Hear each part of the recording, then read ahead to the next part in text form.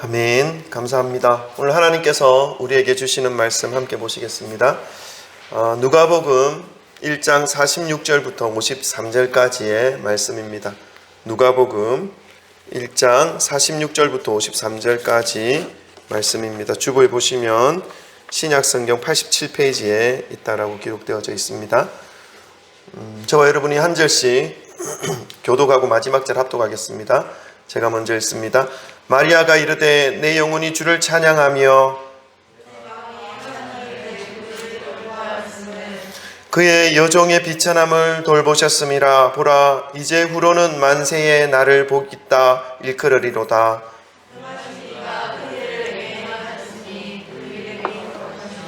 긍휼하심이 두려워하는 자에게 대대로 이르는도다.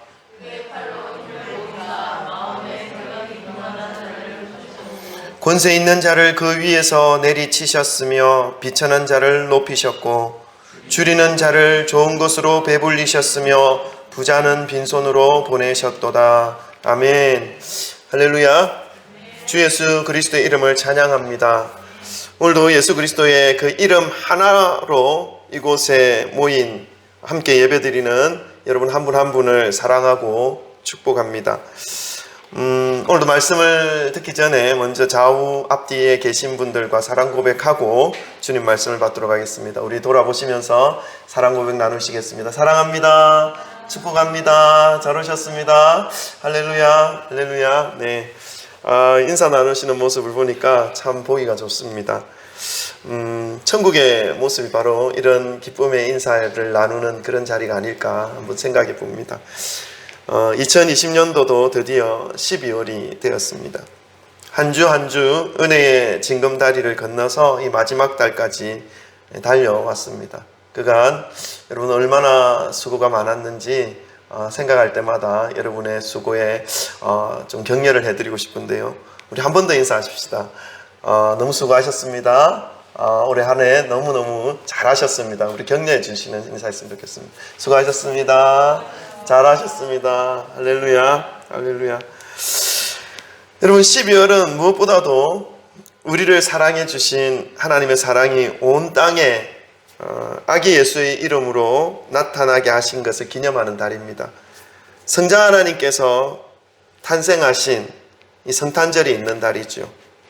세상에서는 벌써 10월 중순쯤부터 이 성탄절을 맞이할 준비를 하고 있는 모습을 볼 수 있습니다. 백화점과 마트에서 가장 먼저 성탄 단장을 하고 젊은이들의 마음을 설레게 하고 있습니다. 여러분 그런 것들을 볼 때 마음이 설레이십니까? 설레이시면 좀 다른 거고 설레이지 않는다면 조금 그렇습니다. 그러나 여러분 성탄절을 맞이하는 이 백화점과 마트 그리고 그 젊은이들의 설레이는 마음은 정작 성탄의 의미와는 거리가 멀다는 것을 우리는 잘 알고 있습니다. 성탄을 맞이하는 그 어디에도 아기 예수님의 탄생을 기뻐하고 감사하고 찬양하는 것은 보이지 않고 산타클로즈, 꽃사슴, 썰매, 빨간 색깔의 산타 복장, 그리고 양말 이런 소품들이 청년들의 마음을 설레게 하고 또 우리 어린 아이들의 마음을 그 동심의 마음을 끌어당기고 있습니다. 성탄절의 참된 의미에 대하여는 별로 관심이 없는 것 같습니다. 그보다는 성탄절에 있었던 한 인물, 이 산타클로즈는요, 세인트 니콜라스라고 하는 사람의 그 가톨릭 주교죠. 그 사람의 선행을 기억하면서 사람들이 그 사람을 일컬었던 말에서 유래되었습니다. 그러니까 세인트 니콜라스, 전이 되어서 우리나라 말로는 산타클로스가 된 거죠. 그 사람을 더 기억하면서 마치 성탄절의 주인공이 산타클로스인 것처럼 그 사람이 태어난 걸로만 알고 있는 마치 그렇게 여겨지는 듯한 그런 분위기의 모습입니다. 나를 구원하기 위해 이 땅에 아기 예수로 탄생해 주신 그 성자 하나님, 그분께서 세상 그 어떤 것으로도 해결할 수 없었던 이 죄의 문제, 지옥으로 갈 수밖에 없는 그러한 우리의 운명과도 같은 삶을 영원한 생명으로 바꾸어 주신, 그것도 선물로 영원한 생명을 허락해 주신 그 은혜와 사랑을 기억하지 못하고 있는 이 세상의 모습을 볼 때 참 많이 안타깝고 슬프기까지 합니다. 그러나 이곳 우리 성진교회에 모여서 예배드리는 저와 여러분은 이 성탄절의 의미를 바르게 알고 바른 모습으로 성탄을 기다리며 맞이하여야 할 줄 믿습니다. 이런 의미에서 12월 25일 성탄절까지 아기 예수님의 탄생에 대한 말씀을 중심으로 설교 말씀을 드리려고 합니다. 하나님의 말씀을 붙잡으심으로 이 땅에 임하신 하나님의 아들 예수 그리스도의 그 탄생으로 인해 허락되어진 그 성탄절을 더욱 기쁨으로, 정말 그 본질적인 의미를 파감으로 성탄의 기쁨을 맞이하시기를 주님의 이름으로 축원합니다. 그리고 성탄절의 주인공 되신 그 예수님께 더욱 집중하심으로 예수님으로 인해 저와 여러분에게 주어진 이 구원의 은혜가 얼마나 큰 것인지 더 그 구원의 은혜에 더 깊이 들어가 2020년 남은 삶을 믿음 안에서 아름답게 마무리하시고 2021년 예수 그리스도에 대한 그 감사와 사랑의 그 마음으로 힘있게 출발하시기를 원하는 마음으로 매주 말씀을 전하겠습니다. 오늘 본문 말씀은 한 여인이 하나님께 드리는 찬양의 노래의 내용입니다. 그런데 이 여인에게 있어서 이 찬양을 부르는 배경, 하나님을 찬양하는 그 이유가 사실은 자세히 보면 찬양할 수 있는 이유가 되지 못하는 이유입니다. 찬양하고 있는데 그 찬양의 이유가 찬양하지 못할 이유, 찬양할 수 없는 그러한 이유 때문에 지금 찬양하고 있는 것입니다. 어떤 것입니까? 이 노래를 부르는 이 여인은 여러분도 알고 있지만 마리아입니다. 예수 그리스도를 잉태한 여인이었죠. 왜냐하면 이 마리아는 아직 남자와 동침하지 않은 여인이었기 때문에 그렇습니다. 처녀였다는 것이죠. 처녀의 몸으로 배가 불러오는 상황을 맞이하여야 하는 이유 때문에 지금 이 여인이 하나님께 찬양하고 있는 것을 볼 수 있습니다. 여러분, 육신적으로 생각하면 수없이 많은 오해를 받을 수 있는 상황입니다. 지금에는 개인적인 자유나 어떤 개인적인 사생활이나 이런 것들이 보장을 받을 수 있어서 별로 신경을 쓰지 않지 않습니까? 근데 이 당시에는 처녀가 남자를 알지 못하는 그 상태로 배가 불러온다는 것은 사회적으로 돌을 들어서 돌에 맞아 죽어야 하는 그런 상황이었습니다. 그런 상황을 지금 맞이하고 있는 마리아의 모습인 것이죠. 수없이 많은 오해를 받을 수 있는 상황이고, 또 약혼자에게는요 바로 파혼당하는 그런 일들이 일어날 수 있는 것입니다. 당시의 사회적 규범과 율법에 의한다면 돌로 쳐 죽어야 하는 상황을 맞이하고 있는 이 여인이었기 때문에 도저히 찬양할 수 있는 이유가 되지 못하는 것이죠. 여러분, 이게 감이 좀 멀어서 잘 실감이 안 날 수도 있는데, 우리 교회 성도님들이 많으면 한 분을 좀 거기에 비슷한 나이대나 좀 상황에 맞는 분을 예를 들어서 좀 질문하고 싶은데, 우리는 얼마 없으니까 우리가 각자를 생각해 보십시다. 내가 이제 결혼을 앞두고 있어요. 약혼자도 있어요. 요셉이라는 약혼자가 있어요. 근데 아무런 남자를 가까이 하지 않았어요. 근데 갑자기 천사가 나타나서 성령으로 인해서 잉태되었으니까 배가 불러올 것이다, 이렇게 하는 상황을 맞이했다고 생각해 보십시다. 여러분, 기쁘실 것 같습니까? 또 감이 안 오죠. 그렇죠. 그러면 배가 이제 조금씩 불러온다고 생각해 보십시다. 어떻게 될 것 같아요? 너무 불안한 거죠. 너무 힘든 것이죠. 그리고 사회적으로 바깥에서 들려오는 소리들이 좋은 소리는 하나도 안 들릴 것입니다. 그리고 가장 그 큰 걱정은 무엇입니까? 지금까지 사랑해왔던 그 약혼자와도 이제 그 관계가 깨어지는 것이죠. 그리고 그 약혼자는 또 자신에 대해서 뭐라고 생각하겠습니까? 온갖 상상을 다 동원하지 않겠습니까? 이 여인이 나만 생각하고 나와의 그 관계와 신뢰가 완전히 없었던 것이구나 하는 이런 전혀 반대되는 오해를 받을 수 있는 그런 상황이 되어지는 것이죠. 관계가 완전히 다 끊어지는 것입니다. 그러나 이 마리아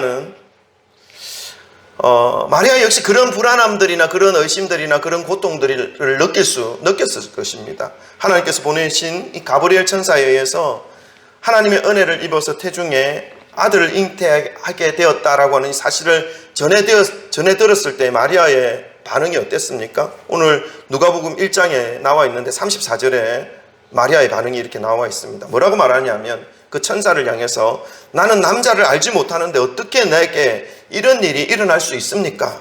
라고 묻습니다. 이런 이 마리아의 반응을 놓고 보더라도 지금 마리아는 너무나 황당한 것입니다. 받아들이기 어려웠던 그런 현실을 지금 맞이하고 있었던 것입니다. 그렇지만 이 마리아는 하나님의 그 천사의 말을 믿었습니다. 그리고 하나님의 은혜를 기쁨으로 받아들였습니다. 그리고 주님께서 이루려고 하는 온 인류를 구원하시고자 하시는 일에 자신을 들여 예수 그리스도의 그 탄생의 도구가 되어 드렸습니다. 그 결과로 어떻게 됐습니까? 이 세상에 수없이 많은 여인들이 있지만 그 여인들 중에 유일한 한 명의 여인이 되었습니다. 어떤 여인입니까? 아기 예수를 10개월 동안 그 자신의 태중에 품는 그러한 유일한 한 명의 여인이 되었습니다. 얼마나 큰 영광이겠습니까? 그럼 만약에 마리아가 이런 천사의 말을 들었을 때 안 돼요. 나는 약혼할 사람도 있고 나는 남자를 가까이 하지 않았기 때문에 내 몸에는 잉태될 수가 없어요. 거부했다면 어떻게 되었을까요? 예수님이 이 땅에 탄생하지 않으셨을까요? 아니요. 마리아의 몸을 피해서 다른 여인의 몸을 통해서 하나님의 계획과 뜻들이 이 구원의 그 계획들이 성취되어질 것입니다. 그러나 이 마리아는 하나님의 그 은혜의 길 가운데서 벗어나 하나님의 은혜의 소낙비에서 벗어나 있는 인생의 삶을 살아가게 될 것인 것이죠. 여러분, 저와 여러분의 삶도 동일합니다.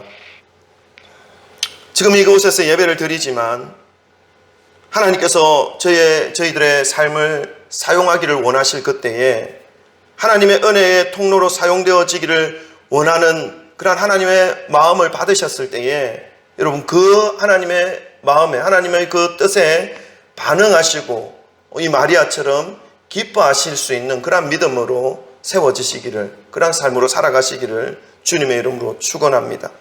하나님께서 사용하시려고 하시는 그 순간 상황은 누가 보더라도 어렵고 힘든 상황이라 하더라도 주님의 뜻에 사용되어지는 영광을 붙잡으시기를 주님의 이름으로 축원합니다. 이것은요 지금 당장에는 모르지만 시간이 가면 갈수록 그 삶이 얼마나 복된 삶이고 얼마나 영광된 삶인지를 더욱더 나타내 줄 수 있는 귀한 삶이라는 것을 기억하시기를 주님의 이름으로 축원합니다. 자, 그러면 하나님의 은혜로 예수 그리스도를 잉태한 이 여인 마리아가 어떻게 찬양했는지를 우리가 함께 살펴보기 원합니다. 그리고 이 12월 우리 구주 되신 예수 그리스도를 맞이할 때 이 마리아가 고백한 이 찬양의 마음으로 함께 영광된 성탄을 맞이할 수 있는 저와 여러분이 되기를 소망합니다. 첫 번째로요, 마리아는 자신의 비천함을 돌아보아 주신 하나님께 찬양하고 있습니다. 우리 48절 한번 읽어볼까요? 48절.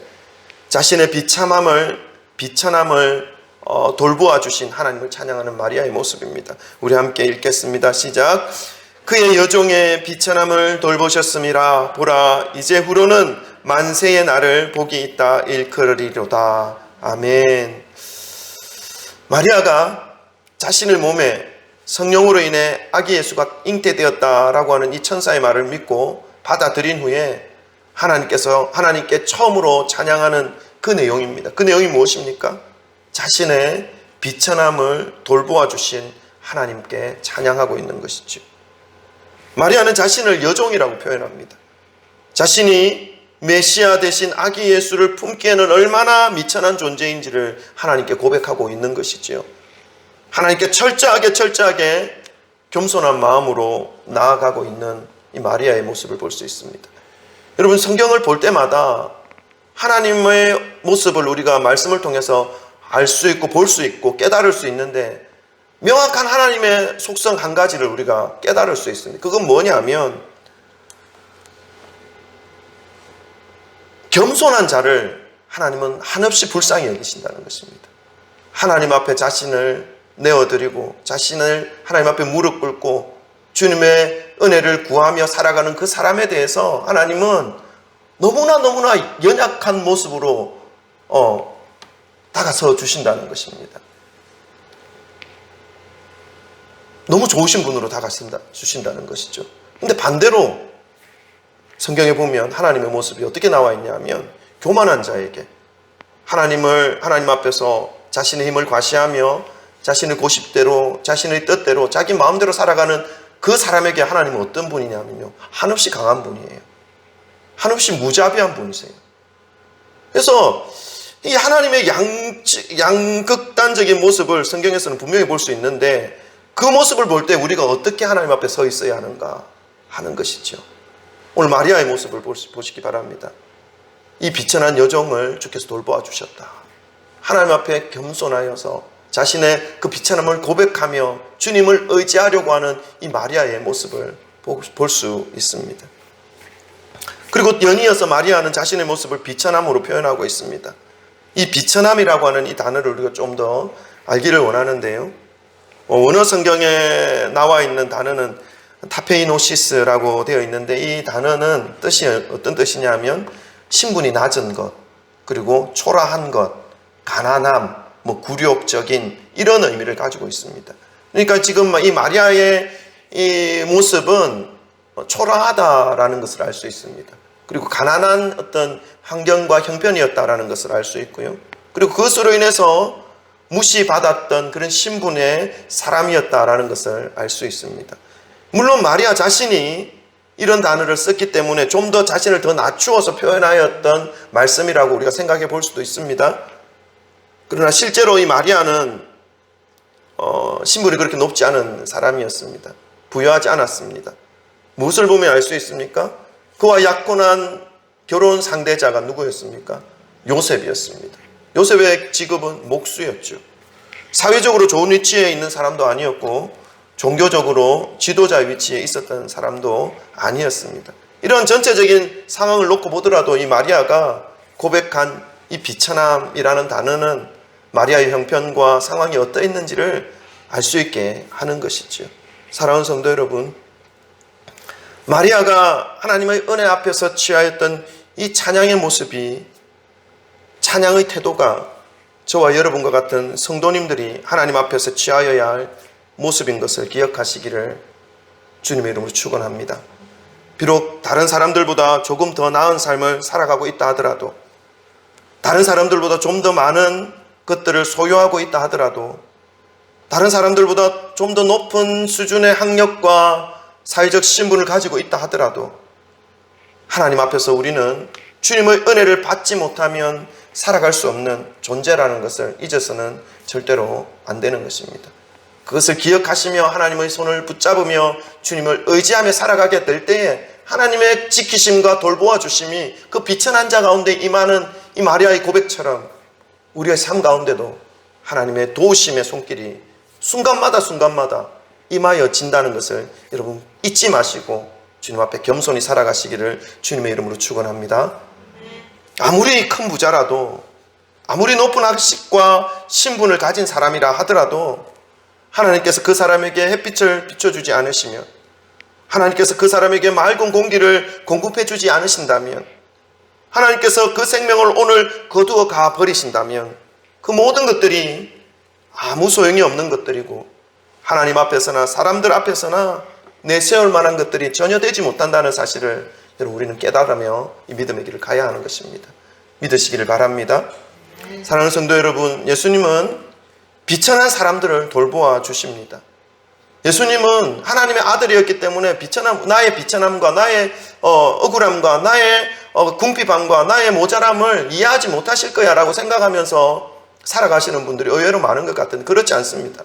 왜 예수님이 우리의 비천함을 모두 다 알고 계실까요? 우리의 억울함과 우리의 모든 아픔과 상처를 다 알고 계실까요? 그분의 삶이 그랬습니다. 왜냐하면 예수님은 비천함의 자리까지 내려와 주셨습니다. 탄생할 때도 우리는 따뜻한 이불 속에 많은 사람들의 박수와 축하 속에서 태어나잖아요. 예수님은요, 말구유, 마구간 말의 밥통에 누이셨습니다. 그리고 생활은요, 태어났을 때부터 30살이 될 때까지, 성인이 될 때까지 아버지 직업을 따라다니면서 돕는 그러한 일을 하신 것이죠. 무엇보다도 부족함을 알고 무엇보다도 어려웠던 시기를 겪었던 그러한 예수님의 모습임을 우리는 기억할 수 있습니다. 마지막 순간에는 어땠습니까? 메시아로서 3년간의 생을 살아가시면서 사람들로부터 배신을 당했고, 결국은 십자가에까지 못 박히시면서 침뱉음을 당하였고, 창에 찔려서 물을 다 쏟아내시는, 그리고 벌거벗겨지시기까지 하는 수치와 모욕감을 다 당하셨습니다. 여러분, 이 정도의 예수님의 삶이었다면요, 우리가 겪게 되는 그 아픔과 고통과 어려움과 수치와 고난과 배신, 억울함은요, 예수님이 모르실 리가 없습니다. 그래서 우리가 하나님 앞에 나아갈 때, 예수 그리스도 앞에 나아갈 때에 예수님을 붙잡을 수 있고 우리의 모든 억울함과 우리의 모든 마음을 토로할 수 있는 이유가 충분히 되는 것이죠. 그럴 때 예수님께서 우리의 마음을 붙잡아 주시고 위로해 주실 수 있다는 것을 기억하시기를 주님의 이름으로 축원합니다. 아멘. 두 번째는요, 마리아는 하나님의 긍휼하심이 대대에 이를 것을 찬양하고 있습니다. 50절 우리 한번 읽어볼까요? 50절 말씀입니다. 다 같이 한번 읽겠습니다. 시작. 긍휼하심이 두려워하는 자에게 대대로 이르는도다. 아멘. 여러분, 지금 마리아가 하나님의 긍휼하심이 대대로 흘러가게 할 것임을 말씀하는데, 누구에게 그 하나님의 긍휼하심이 흘러간다라고 고백하고 있습니까? 하나님을 두려워하는 자. 하나님을 두려워하는 자. 여러분, 두려워한다는 게 무엇일까요? 우리는 두려워하다라고 하는 말을 들을 때에 무서운 거죠. 무엇을 하지 않으면 나에게 피해를 줄 것이고, 나에게 고통을 줄 것이고, 나에게 물리적인 압박이 올 것이다 라고 하는 그런 것들 때문에 두려워하는 것일 수 있습니다. 그런데 오늘 말씀에 사용되어진 이 두려워하다라는 말씀에 해당되는 원어 성경에 기록된 단어를 보면요, 포브메노이스라고 하는 단어를 썼는데, 이 의미는 놀라다, 무서워하다 이런 의미도 있는 반면에 어떤 의미가 있냐면 존경하다, 경외하다 이런 의미도 있습니다. 그러니까 하나님의 그 긍휼하심이 대대로 흘러가게 하는 사람, 내 삶 가운데 하나님의 긍휼하심이 대대로 흘러오고 나의 자녀에게도 하나님의 긍휼하심이 흘러가게 할 수 있는 사람이 누구냐면, 특징이 있는데 그게 뭐냐면 하나님을 두려워하는 자. 근데 그 두려워한다는 그 의미 속에는 하나님을 경외하고 존경하고 존중하는 자, 그러한 의미가 있다는 것입니다. 하나님에 대한 존경심, 그분의 능력과 권세에 대한 정확한 인식에서 나오는 경외함을 가지고 있는 사람. 그러니까 하나님이 두렵다. 다윗이 하나님을 두려워했죠. 밧세바와 동침한 이후에 나단 선지자의 지적으로 인해서 자기가 무엇을 잘못했는지 드러났을 때에 다윗이 하나님 앞에 눈물로 침상을 적십니다. 기도합니다. 근데 무엇이 가장 두려워했냐면, 이 사실, 내가 범죄했던 이 사실이 온 백성들이 알려질 것이 두려웠던 것이 아닙니다. 내가 가지고 있는 이 왕권과 내가 가지고 있는 이 권력이 사라질 것에 대한 두려움을 가지고 있었던 것이 아닙니다. 이 다윗이 두려워했던 것은 무엇입니까? 주께서 나에게서 멀어질 것 같은 그 두려움. 하나님께서 나를 멀리 하시면 나는 아무것도 아니라고 하는 그 고백 속에서 다윗이 두려워하고 있는 것이 뭐냐면, 나의 이 범죄함으로 인해서 주님께서 나로부터 멀어질 것 같은, 아니죠, 내가 주님으로부터 멀어질 것 같은 그런 마음을 가지고 두려워했다는 것입니다. 나를 주님 앞에서 멀리 하지 마시고 주의 성령을 내게서, 뭐라 했죠? 어쨌든 그런 그 마음이 다윗의 마음이 아니었겠습니까? 여러분, 하나님을 두려워하는 자, 무엇을 두려워하는가 하면 하나님이 내게서부터 멀어질 것 같은 두려움, 내가 주님으로부터 멀어져 가게 될 것 같은 그 두려움, 그 두려움을 가지고 끝까지 하나님 앞에 붙잡혀 있고 하나님을 경외하며 존중하며 살아가는 그 사람에게 어떻다고요? 나의 삶뿐만 아니라 나의 자녀의 삶들에게까지 주의 은혜와 긍휼하심 흘러가게 하신다. 이것은 하나님의 말씀입니다. 여러분, 우리가 이 땅을 살아갈 때 길게 살아도 100년, 짧게 살아면 50년, 60년 아니겠습니까? 다 정해진 시간이 있습니다. 그 시간 가운데 우리가 어떤 마음으로 하나님 앞에 설 것인가, 살아갈 것인가, 이것이 너무너무 중요합니다. 돈을 얼마나 더 벌었다 이런 것보다 하나님 앞에 내 삶이 지금 어떤 모습으로 서 있는가, 이것이 훨씬 더 비교할 수 없을 모습으로 없을 정도로 훨씬 중요하다는 그 사실을 여러분 기억하시기를 주님의 이름으로 축원합니다. 아멘. 여러분, 하나님이 불쌍히 여겨주신다 라고 한다면 우리의 삶이, 하나님이 불쌍히 여겨주시는 삶을 살아가게 될 때 우리의 삶이 어떻게 될까요? 그건 좀 이따가 우리가 좀 생각해보고, 그렇다면 하나님께서 어떤 자들을 불쌍히 여기실까요? 그것을 우리가 생각할 때에 하나님께서 우리를 만드셨을 때에 성부, 성자, 성령 하나님의 그 속성을 고스란히 우리의 삶 가운데, 우리의 인격 속에 심어 놓으셨어요. 죄 때문에 완전히 무너지긴 했지만, 그러나 아직도 우리의 삶 속에 무엇으로 하나님의 그 속성이 남아있냐면 선한 양심으로 남아있어요. 그래서 하나님을 우리가 생각할 때 하나님을 이해할 수 있는 방법 중에 하나가 우리의 선한 양심으로 하나님을 생각하면 하나님 이런 분이겠다라는 것을 짐작할 수 있습니다. 우리가 한번 그 선한 양심에 기초를 두고 생각을 한번 해보십시다. 여러분이 좀 넉넉하게 살아가고 있고 다른 사람들에 대해서 불쌍히 여겨줄 줄 아는 사람이라고 한다면, 여러분 다 그렇죠? 아멘 하셔 빨리. 그렇죠? 아멘. 그렇습니다. 네. 근데 근처에 조금 많이 부족함을 느끼고 살아가는 두 사람이 있었습니다. 여러분이 눈으로 선한 양심으로 볼 때 어떤 사람에게 더 긍휼한, 불쌍히 여기는 마음이 흘러갈 것인지 한번 생각해 보는 것입니다. 한 사람은 어떤 사람이냐면 하나님을 잘 의지하지 않고 살아갑니다. 그래서 늘 자신의 힘으로 자신의 부족함을 메우려고 합니다. 그러다 보니까 어떻게 합니까? 다른 사람들을 속이고 잘 드러나지 않게 자기 것을 취합니다. 그리고 잘 드러나지 않게 살짝 숨겨서 자기 배를 채우기도 합니다. 그렇게 해야 살아갈 수 있기 때문에 그렇죠. 근데 여러분의 눈에는 그게 보여요. 그런 사람이 한 명 있고, 한 사람은 하나님께서 주신 사랑을 기억하면서 자신의 위치에서 주님의 사랑을 흘려보냅니다. 자신도 부족한데, 자신도 없는데 있는 것 나눠주며 살아요. 세상 사람들이 욕합니다. 지 코가 석자인데 무슨 짓 하냐고 비아냥거리기도 합니다.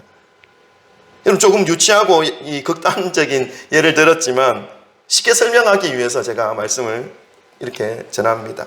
여러분의 마음속에 여러분이 생각할 때에 여러분이 뭔가 나눠줄 수 있는 넉넉한 상황을 가진 상태이고 긍휼이 많은 사람이라고 한다면 누구에게 이 긍휼함을 흘려보내시겠습니까? 두 번째죠. 맞습니다. 두 번째. 그렇다면요, 이것은 하나님이 우리에게 심겨놓으신 선한 양심에 기초를 둔 이 결정이기 때문에 하나님의 속성도 똑같습니다. 하나님 역시 마찬가지입니다. 두 사람이 있는데 둘 다 부족해요. 근데 한 사람은 자기 힘을 의지해서 아침부터 나가서 저녁 늦게까지 자기 힘으로 생고생하여서 생활합니다. 물론 그것이 나쁘다는 건 아닙니다. 하나님이 없습니다. 그 삶 가운데. 그러나 한 사람은요, 하나님의 긍휼하심을 믿고 자신에게 주어진 그 삶을 살아가며 주님의 성품을, 주님의 은혜를 흘려보내는 삶을 살아갑니다. 똑같이 살아가는 거예요, 시간은. 그러나 그 누구에게 하나님의 은혜가 흘러가겠냐는 것이죠.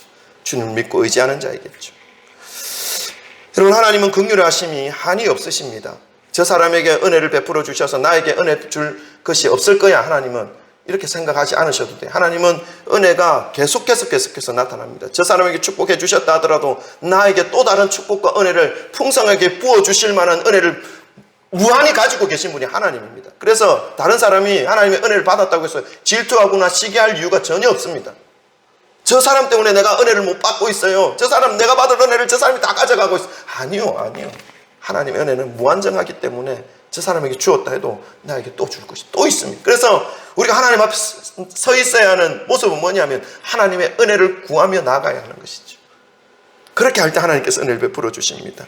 그분을 경외하고 두려워하는 사람에게 한없이 불쌍히 여겨주시는 분이 바로 하나님입니다.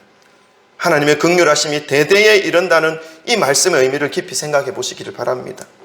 그리고 하나님의 긍휼하심을 붙잡으시기를 주님의 이름으로 축원합니다.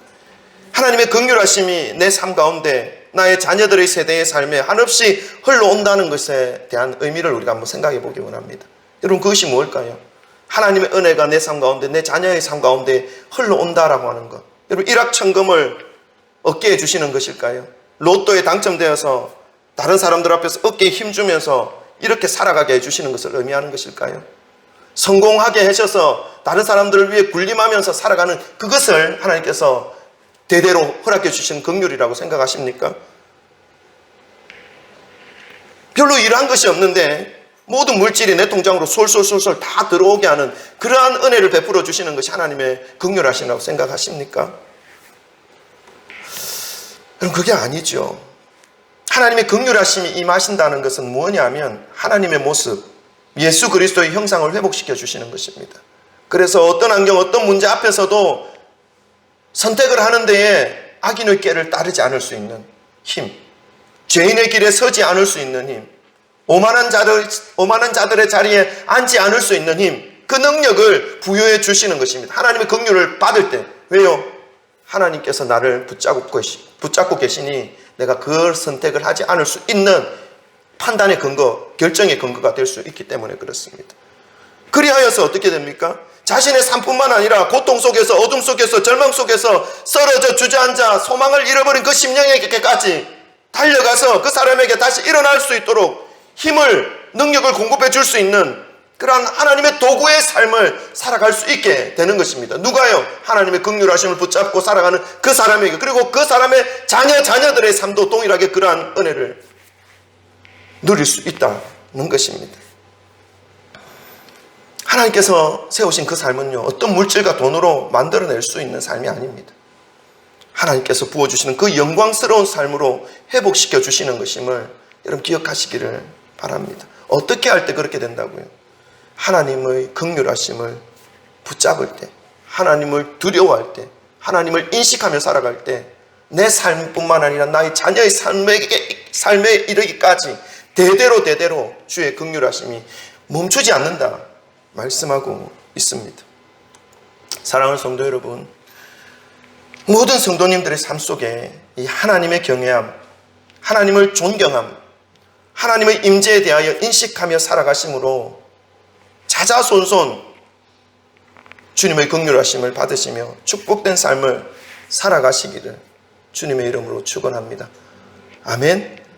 아멘. 세 번째입니다. 마리아가 찬양할 수 없는 이유를 안고 있지만 하나님을 찬양하고 있는 세 번째 제목, 그것은 교만한 자들을 흩으시는 하나님께 찬양하고 있습니다. 51절 52절을 한번 읽어볼까요? 51절 52절 다 같이 읽습니다. 시작.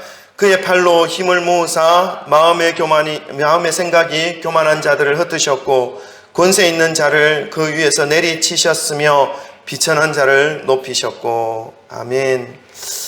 마리아는 하나님께서 주님을 두려워하는 성도들에게 은혜를 베푸실 뿐만 아니라 인간 자신을 스스로 높이는 자, 자신의 위치가 높아서 하나님을 필요로 하지 않는 자들, 이 악한 자들을 심판하실 것을 찬양하고 있습니다.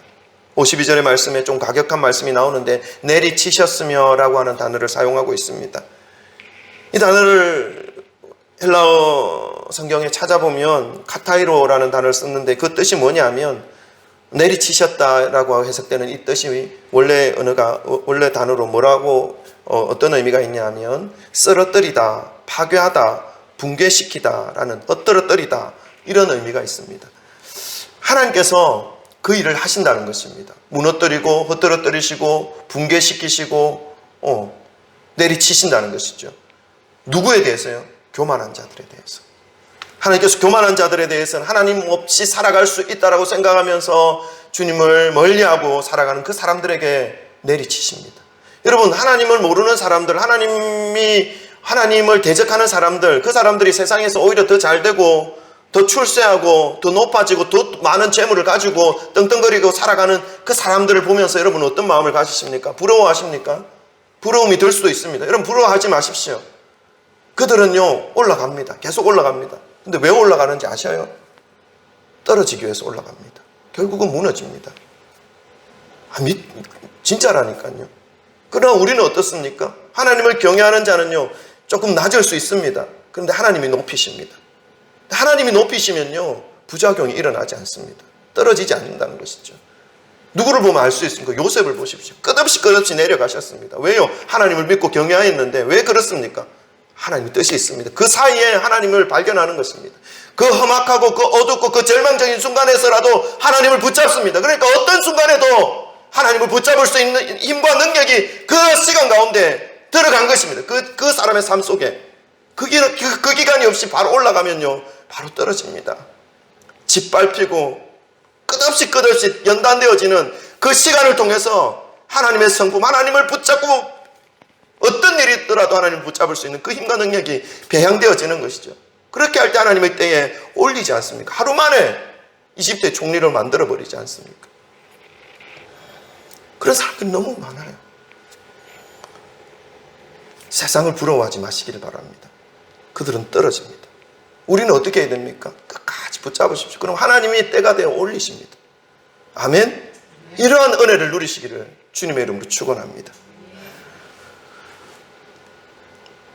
마리아는 이러한 하나님의 속성을 의지하면서 하나님을 찬양하고 있습니다. 사랑하는 성도 여러분, 마리아의 찬양이 저와 여러분의 찬양이 되기를 소망합니다. 어떤 환경, 어떤 위기, 어떤 고통, 어떤 어려움 속에서도 주님을 경외하는 자, 하나님의 능력과 권능을 의지하며 사랑하는 자, 주님의 편에서 살아가는 자를 하나님은 붙잡고 계시다는 것을 끝까지 기억하시고 이 믿음의 길을 힘있게 달려가시기를 주님의 이름으로 축원합니다. 마리아는 비록 처녀의 몸으로 감당할 수 없는 현실을 맞이하고 있습니다. 그러나 이 현실이 하나님께서 허락해 주신 은혜임을 천사의 말씀을 통하여 깨닫게 되었을 때에 그 모든 감당할 수 없는 현실을 감사와 찬양으로 바꾸어서 하나님께 영광을 돌리고 있습니다. 이것은 살아계신 하나님을 인정하지 못한다면 할 수 없는 모습입니다. 저와 여러분의 삶 속에서도 정말로 이해할 수 없는 일들이 벌어진다 하더라도 하나님에 대한 신뢰와 경외함을 가지고 주님의 뜻을 물으며 주님의 도구가 되어지기를 간절히 바라는 그 마음으로 주님이 주시는 힘으로 매일매일을 승리하시기를 주님의 이름으로 축원하고, 그리고 이번 성탄절 이러한 마음과 믿음으로 주 예수 그리스도를 기쁨으로 감격함으로 맞이하시기를 주님의 이름으로 축원합니다. 아멘. 기도하십시다.